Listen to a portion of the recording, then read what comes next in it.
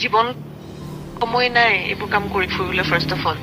এইটো তাৰ বিজনেছ হয় মই প্ৰথমতে কৈছো তাৰ বিজনেছৰ লগত মোৰ একো সম্পৰ্ক নাই মোৰ নিজৰ এটা ব্যস্ত জীৱন আছে তাৰ মাজত মই আৰু গৈ পেলাই ঠিক আছে যদি এইটো অভিযোগ তেওঁলোকে তুলিছে মোক এনেকুৱা এজন মানুহ উলিয়াই দিলে হ'ল যোনে কয় যে মই তেওঁলোকক কৈছো গৈ পেলাই ইনভেষ্ট কৰা যদি এনেকুৱা এজন দুজন মানুহ যদি কোনোবাই যদি কয় তেন্তে মই এইখিনি মানি লম আৰু মোৰ জীৱনটো ইনেই থকা জীৱন নহয় যথেষ্ট কাম আছে আৰু মই আকৌ এবাৰ কৈছো মই বিশালক তাৰ কণ্ঠটোত সেইখিনি লাইনত যাবলৈহে তাক মই বেছিকে প্ৰভাৱ কৰিছিলো তুমি গান গোৱা গান কৰা আৰু মই তাক গান কৰিছো মই সেনেকে লগ পোৱা তাক বাকী সি ট্ৰেডিং কৰে তাৰ ইনভেষ্টাৰ্ছ কোন হয় মই কাকো চিনিও নাপাওঁ আৰু একো নাজানো আৰু এইখিনি বিষয়ে তাৰ লগত যোনে কাম কৰে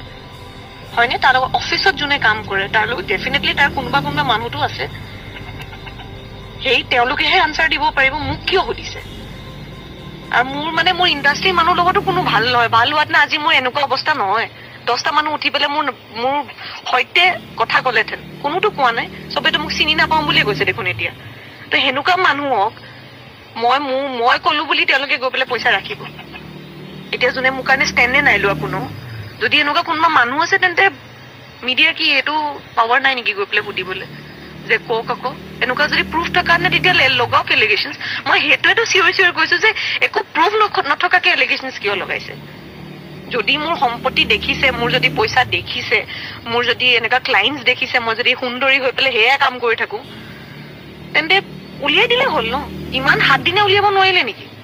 অকল উইদাউট তথ্য অকল নিজে কথাবোৰ কৈ থাকিলে হেডলাইন মোৰ ফটো লগাই মোৰ ভিডিঅ' লগাই পেলাই মানুহ দুটামান মাতি পেলাই কৈ দিলে হ'ল চবেতো ক'বই ন কোনোতো মোক ভাল পাইতো নিচিনাতো লগা নাই ভাল পোৱাত নে ছাপৰ্টত 10জন মানুহ থিয় হ'লহেঁতেন ইণ্ডাষ্ট্ৰী যদি চব মানুহ মোৰ ইমান চিনাকি হ'লহেঁতেন ইমান ভাল আৰু মোৰ বহুত কাম হ'লহেঁতেন মই যি কৰিছো নিজে কষ্ট কৰি ইণ্ডিভিজুৱেলি কাম কৰি আছো কোনো দেখোন চিনি নাপাওঁ বুলিয়ে কৈছে